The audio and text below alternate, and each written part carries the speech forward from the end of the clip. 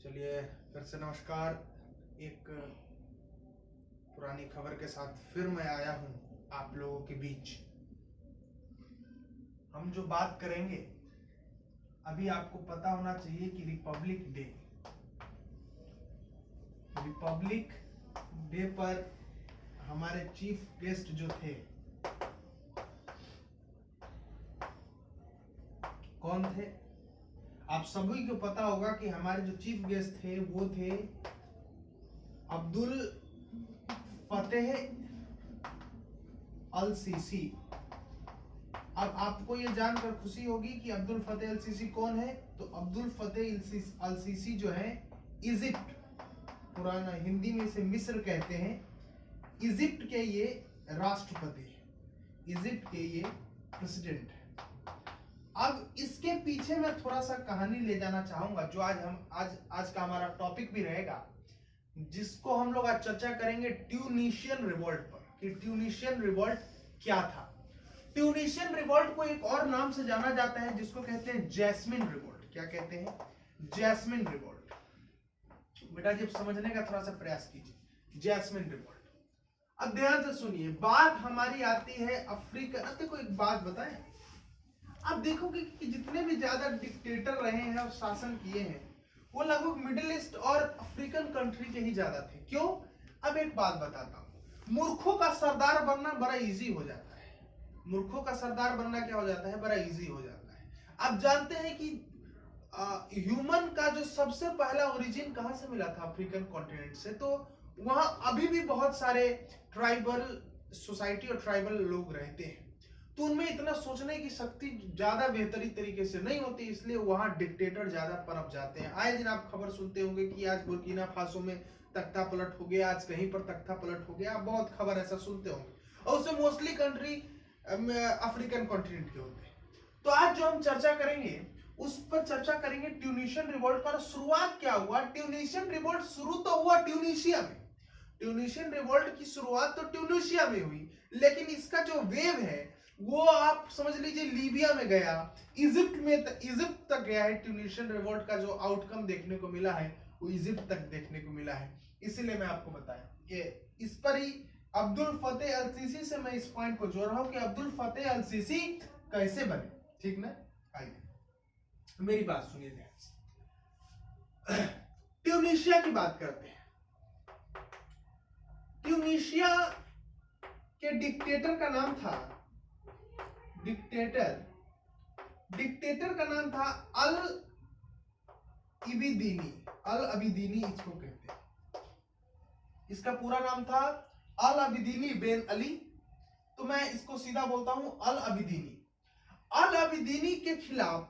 समझिए, ट्यूनीशिया में लगातार महंगाई बढ़ रही थी, बेरोजगारी बढ़ रही थी, क्राइम बढ़ रही थी। तो इसके खिलाफ लोगों में तो सरकार के खिलाफ पहले ही से बहुत विरोध था। लेकिन आप देखिए, समझिए, जब हम 1857 की बात करते हैं तो 1857 की क्रांति जो कहा जाता है कि भारत की स्वतंत्रता की पहली क्रांति है, फर्स्ट रिवॉल्यूशन फॉर इंडिपेंडेंस 1857 को कहा जाता है। 1857 के युद्ध। मेरी बात सुनिए जरा, 1857 के युद्ध का कारण अगर आपसे सीधा कोई पूछे तो आप ये नहीं कह सकते हैं कि वो जो राइफल था वो उसका कॉज है, कि राइफल की बंदूक को जो चमड़े की बात हुई कि हिंदू के लिए गाय पवित्र है, मुसलमान के लिए जो है सो सुअर बहुत अपवित्र माना जाता है, तो उसकी चमड़ी की बात, ये भी एक कॉज है। लेकिन यही केवल एक कॉज नहीं है। दो प्रकार के कॉज होते हैं, एक होते हैं रूट कॉज और एक होते हैं इमीडिएट कॉज। अब ये इमीडिएट क्या होता है, जरा ध्यान से समझिए मेरी।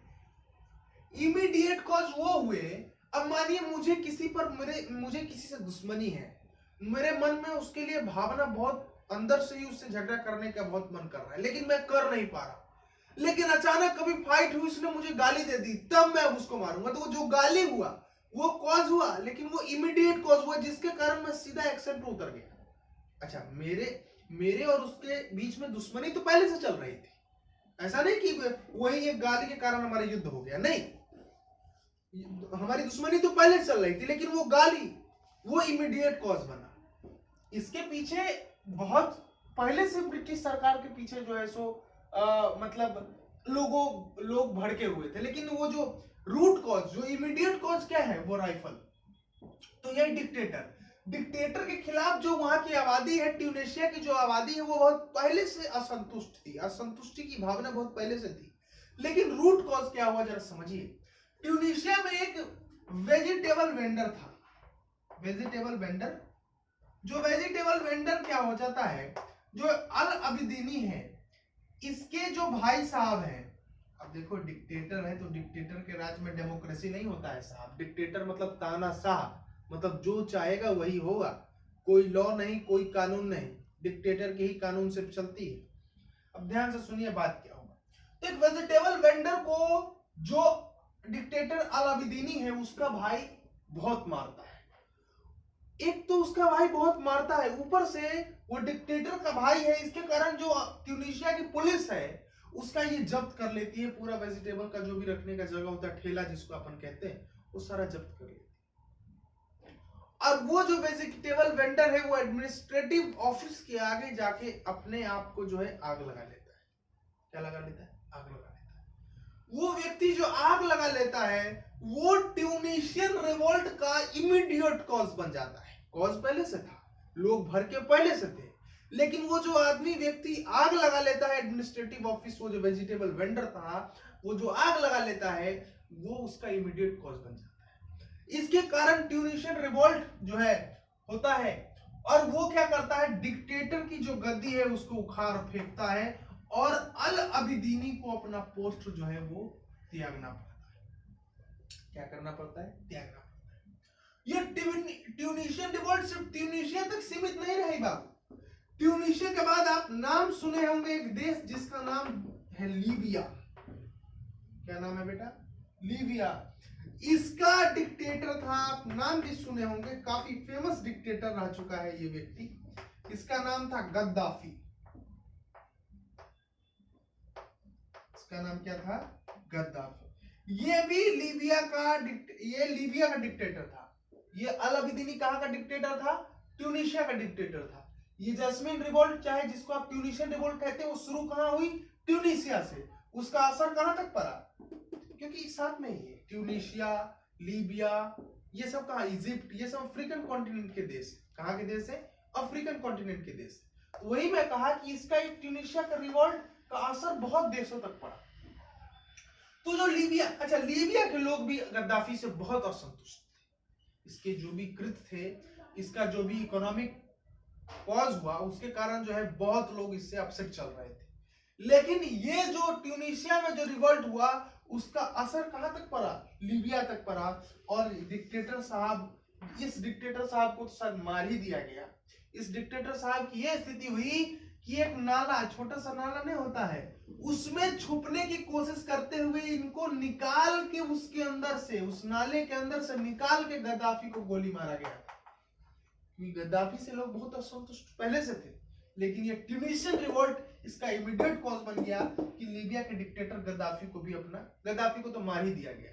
तो यहां से भी डिक्टेटरशिप खत्म हुई। अब तीसरी बारी जो हमारे देश के राष्ट्रपति, जो हमारे चीफ गेस्ट साहब आए थे, अब्दुल फतेह अल सीसी। प्रेसिडेंट से पहले ये इजिप्ट के आर्मी में थे। कहां थे साहब? इजिप्ट के आर्मी में थे। और इनके राष्ट्रपति बनने से पहले इजिप्ट में भी डिक्टेटरशिप थी। कहां थी? इजिप्ट में भी डिक्टेटरशिप थी। और इजिप्ट के जो डिक्टेटर थे साहब, इजिप्ट के जो डिक्टेटर थे वो कौन थे? Hosni Mubarak. नाम क्या था साहब? Hosni Mubarak. होस्नी मुबारक कहां के थे? इजिप्ट के तानाशाह थे। और इजिप्ट के तानाशाह को गद्दी पर से उखाड़ने में सबसे बड़ा जो हाथ है वो इनका है, अब्दुल फतेह अल सीसी, जो आगे चल के इजिप्ट के राष्ट्रपति बनते हैं। ये पहले आर्मी में थे, और ये इसी रिवोल्ट का बहुत असर यहां भी पड़ा। और इस होस्नी मुबारक को हटाने में सबसे बड़ा हाथ कहा जाता है अब्दुल फतेह अल सीसी की थी, जो इजिप्ट के अभी राष्ट्रपति हैं। इन्होंने डिक्टेटरशिप खत्म करके डेमोक्रेसी स्थापित किया। इसीलिए मैंने आपको अब्दुल फतेह अल सीसी के बारे में तो अब्दुल फतेह अल सीसी पहले क्या थे? पहले इजिप्ट के आर्मी में थे और अब वो इजिप्ट के प्रेसिडेंट हैं। भारत क्यों आए? क्योंकि अभी इजिप्ट की भी जो इकोनॉमिक कंडीशन है वो बहुत अच्छी नहीं है। ठीक, अब एक और न्यूज खबर आ रही है कि अब जो रूपी है वो करेंसी में यूज होगा व्यापार के। ऐसा कहा जा रहा है कि इजिप्ट के भी साथ हम अब व्यापार रूपी में ही करेंगे, अब डॉलर में नहीं होगा, ऐसा साइन कहा जाता है। अभी ऑफिशियली अनाउंसमेंट नहीं हुआ है, लेकिन बहुत ऐसा कहा गया है कि इन्होंने सिग्नेचर भी किया है कि अब रुपीज में ही भारत के साथ जो है इजिप्ट भी रुपए में ही ट्रेडिंग करेगा। इससे पहले दो देश जिनका साइन हो चुका है, वो दो देश कौन से हैं? श्रीलंका, ऑफिशियली अनाउंसमेंट हो चुका है, श्रीलंका एंड रशिया, ये हमारे साथ रुपीज में अब जो भी हमारा व्यापार होगा वो रुपी में होगा। पहले डॉलर में होता था, अब किस में होगा? अब रुपी में होगा। जो अकाउंट खुलता है जिसके कारण हम लोग ट्रेडिंग कर पाते हैं रुपी में, उस अकाउंट का नाम होता है वोस्त्रो अकाउंट। क्या नाम होता है? वोस्त्रो। वोस्त्रो अकाउंट में इनका अकाउंट अभी ओपन नहीं हुआ है, लेकिन सिग्नेचर वगैरह हो चुका है। लेकिन श्रीलंका और रशिया का अकाउंट ओपन हो चुका है और अब हम श्रीलंका और रशिया से रुपी में ही जो है व्यापार करेंगे। बहुत बहुत धन्यवाद आज के लिए। Thank you.